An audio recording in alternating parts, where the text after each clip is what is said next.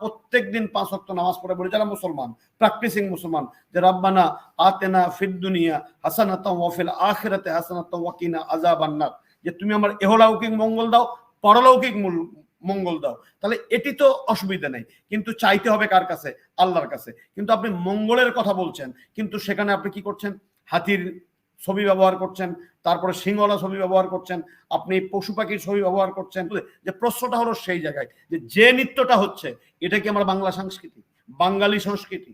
যে যে কালচারটা হচ্ছে সেটা কি আমার বাংলা সংস্কৃতি? বাঙালি সংস্কৃতির কথা বলবো, বাংলাদেশি সংস্কৃতির কথা বলবো, কিন্তু সংস্কৃতির যে মূল কৃষক সেদিকে নজর দেব না। সংস্কৃতির মূল জায়গা যে আমার হিসাব আমি স্বচ্ছ থাকবো না, তখন কিন্তু এই বিষয়গুলা মানুষের মনে হাজারো রকমের প্রশ্ন। যদি আমি জানি যে ওটা বট বৃক্ষ নয়, ওটা আমার রবি ভাই যথার্থই বলেছেন অশ্বত্থ বৃক্ষ নামে একটা বৃক্ষ, সেখানে সকালবেলা সূর্যকে পূজা করে কিনা আমি জানি না, তবে সূর্য উদিত হওয়ার সাথে সাথে এই গান বাজনাগুলো শুরু হয়, মঙ্গল কামনা করা হয়, যার সাথে ধর্মীয় চেতনা বা মুসলমানের ইমান এবং আকীদার সাথে অনেক রকমের তারতম্য সেখানে পরিচিত হয়। কিন্তু সেটিও কিন্তু চালু হয়েছিল পাকিস্তানের শোষণ এবং তাদের নির্যাতন এবং নিপীড়নের বিরুদ্ধে সাংস্কৃতিক কর্মীদেরকে এক প্ল্যাটফর্মে এনে একটি প্রতিবাদ জানানোর জন্য। এখন প্রশ্ন হলো মঙ্গল যাত্রাটা আসলো কি করে? দেখেন, মঙ্গল কিন্তু একটি ভালো শব্দ, যে রবি ভাই আমার মঙ্গল চাইতে পারে না, আমি আপনার মঙ্গল চাইতে পারি। আমরা প্রত্যেকদিন 5 ওয়াক্ত নামাজ পড়ে বলি যারা মুসলমান, প্র্যাকটিসিং মুসলমান, যে রব্বানা আতেনা ফিদ দুনিয়া হাসানাতাও ওয়া ফিল আখিরাতি হাসানাতাও ওয়া কিনা আযাবান নার, যে তুমি আমার ইহলৌকিক মঙ্গল দাও, পরলৌকিক মঙ্গল দাও। তাহলে এটি তো অসুবিধা নেই, কিন্তু চাইতে হবে কার কাছে? আল্লাহর কাছে। কিন্তু আপনি মঙ্গলের কথা বলছেন, কিন্তু সেখানে আপনি কি করছেন? হাতির ছবি ব্যবহার করছেন, তারপরে সিংহলা ছবি ব্যবহার করছেন, আপনি পশু পাখির ছবি ব্যবহার করছেন, এবং এগুলা ইসলামের দৃষ্টিতে আমি কিন্তু ভাই আমি আগেই বলি যে আমি এগুলা কিন্তু আমি কোনো বিতর্ক তৈরি করতে চাচ্ছি না। আমি ধর্মীয় জায়গা থেকে রিপন ভাইয়ের মতো শুধু এইটুকু যে প্রশ্নটা হলো সেই জায়গায় যে আপনি বাঙালি সংস্কৃতি বলছেন, কিন্তু বাঙালি সংস্কৃতির ঐতিহ্য যে জায়গায় থেকে আসছে তার মধ্যে কোনো জায়গায় এই সমস্ত এই যে মঙ্গল শোভাযাত্রার যে কনসেপ্ট সেটি হয়তো ছিল না। তার মানে কি আমরা এক জায়গায় দাঁড়িয়ে থাকবো? না, দাঁড়িয়ে আমরা থাকবো না, আমরা বিবর্তন আমাদের হবে। কিন্তু আমাদের মূলটা কি? মূলটা হলো তো সেই হিজরি সন, মূলটা হলো তো সেই হালখাতা, মূলটি হলো তো আমাদের সেই খাজনা আদায় করা। তাহলে মূল যদি সেটি হয়, তাহলে আজকে সেগুলাকে ভুলে গিয়ে আমাদের গ্রাম অঞ্চলে যে মেলা হতো নাগরদোলা, আপনার মনে থাকার কথা, কোথায় নাগরদোলা পান? এটাকে আপনি মেকানাইজ করে ফেলালেন, এটাকে আপনি যান্ত্রিকীকরণ করে ফেলালাম আমরা। এখন এই নাগরদোলার মেলা খুবই কম, গ্রামে আপনি যান, তারপর ওখানে নলেন গুড়ের আপনার জিলাপি, খেজুর গুড়ের জিলাপি, তারপর বিভিন্ন একটু শেষ করে দিই এই যে এই বিষয়গুলা। তাহলে গ্রামীণ যে উৎসবটা এবং কৃষককে কেন্দ্র করে যে উৎসবটা, সেই উৎসবটি কৃষকের কাছে এখন আর আছে? এটা তো কৃষকের কাছ থেকে ছিনতাই হয়ে আমরা ভদ্রলোকেরা একদিন সারা বছর প্যান্ট শার্ট পরে ঘুরে বেড়াই, আজকে আমরা শাড়ি পরে লুঙ্গি পরে আমরা আজকে এই যে আমি দেখছিলাম এনামুল আপনাকে আজকে সময় টেলিভিশন একটা ক্লিপে যে নৃত্যটা হচ্ছে এটা কি আমার বাংলা সংস্কৃতি, বাঙালি সংস্কৃতি? যে যে কালচারটা হচ্ছে সেটা কি আমার বাংলা সংস্কৃতি? আমার বাংলা সংস্কৃতিতে কিন্তু এইগুলা ইতিহাস ঐতিহ্য কিন্তু সেগুলো বলে না। সেই জায়গায় থেকে আপনি দেখেন আরেকটি কথা, মানুষকে এটা নিয়ে এত সমালোচনা হয়তো না। ওই জীবনে মঙ্গল আপনি চাবেন, কিন্তু মঙ্গল চাওয়ার ধরনটা কি? আপনাকে মসজিদে যে চাইতে হবে, আপনি উপাসনালয়ে যে মঙ্গলটা চাবেন, আপনি হিন্দু ধর্মাবলম্বী তাদের উপাসনালয়ে যাবে, আপনি খ্রিস্টানরা তাদের বড়দিনের জন্য গির্জায় যাবে, বা বৌদ্ধরা প্যাগোডায় যাবে, মুসলমানরা মসজিদে যাবে, ধর্মীয় উপাসনালয়ে যাবে। কিন্তু সেখানে না গিয়ে যখন ভিন্ন জায়গায় ভিন্নভাবে ভিন্ন পদ্ধতিতে আপনি মঙ্গল কামনা করছেন, তখন সেটা মানুষকে বিভ্রান্ত করে, সেটা মানুষকে আহত করে, এবং সেটি যখন বাঙালি সংস্কৃতির নামে যখন আপনি এটাকে সেল করতে চান, তখন বিতর্কগুলা তৈরি হয়। সেই বিতর্ক থেকে পরিত্রাণ পাওয়ার জন্য আপনি একদিন পান্তা খাবেন, চৈত্র সংক্রান্তিতে ভাত রেখে পরের দিনে আপনি খাবেন। আজকে আপনি কি এই কৃষকদের যে আজকে বিভিন্নমুখী সমস্যার মধ্যে কৃষকরা, আমরা পয়লা বৈশাখ ভাতা দিয়েছি সরকার, সাধুবাদ জানাই, আমি আরো সাধুবাদ জানাতাম যদি যে কৃষকদেরকে কেন্দ্র করে এই পয়লা বৈশাখ উদযাপন শুরু হলো, যে সেই কৃষকরা যদি এই বৈশাখ রাষ্ট্রীয় সহযোগিতায় আর্থিক সহযোগে উদযাপন করতে পারতো, আমরা আরো বেশি খুশি হতাম। আজকে যে যে লেনদেনের স্বচ্ছতার জন্য বা হিসাবের নবায়নের জন্য হালখাতা চালু করলাম, সেই দেশের ব্যাংকের থেকে টাকা নিয়ে যখন ব্যবসায়ীরা পরিশোধ করে না, তখন রাষ্ট্র যখন নিশ্চুপ থাকে, তখন এই সংস্কৃতির অন্তর্নিহিত তাৎপর্যটা কোথায়? 5,000 টাকা ঋণ নিয়ে একজন কৃষক পরিশোধ করতে না পারলে তার কোমরে দড়ি লেগে আপনি কোর্টে নিক্ষেপ করছেন, কোনো সমস্যা নাই, কিন্তু 5,000 কোটি টাকা লুটপাট করে নিয়ে গেলেও তাকে আইনের আওতায় আনা যায় না।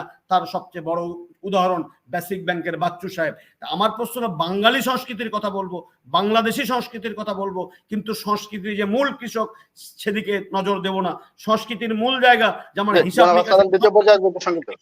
আমি স্বচ্ছ থাকবো না, তখন কিন্তু এই বিষয়গুলা মানুষের মনে হাজারো রকমের প্রশ্নের উত্থাপন করে। আমি আবারও করজোরে সবার কাছে ক্ষমা চাচ্ছি যে আমি ধর্মীয় বিশারদ নই, আমি ইতিহাস বিশারদ নই, কিন্তু আমি যতটুকু লেখাপড়া করার চেষ্টা করছি সেই জায়গায় থেকে বলার চেষ্টা করছি যে এই জায়গায় থেকে বড় ধরনের একটি ফারাক বা বড় ধরনের একটি বিচ্যুতি হয়ে গেল কিনা বা হচ্ছে কিনা, বাঙালি বা বাংলাদেশি সংস্কৃতির নামে বিজাতীয় সংস্কৃতি, আজকে যে পোশাক পরিচ্ছদ দেখে যে নাচটি আপনি দেখালেন, সেগুলো আমাদের সোসাইটির সাথে এটি ম্যাচ করে কিনা সেই বিষয়গুলা ভেবে দেখার সময় বোধহয় বেশি করে এসেছে। নারায়ণগঞ্জে বউ মেলা হইতো, এই সোনারগাঁতে, তারপরে আরো কিছু কিছু মেলা হইতো, এবং সেই সমস্ত মেলা হয়তো মূলত মঙ্গল কামনা করাই, পূজা অর্চনা করা, মূল উদ্দেশ্য ছিল পূজা অর্চনা। আমার রবি ভাই একটা যথার্থ কথা বলেছেন যে আধুনিক বাংলাদেশে যদি এই পয়লা বৈশাখ উদযাপন কথা আমরা বলি, তাহলে সেটা হয় 1700, সেটি হলো একটু একটু বলি আপনাকে, সেটি হলো যে এটি মূলত হয় 1917 সালে।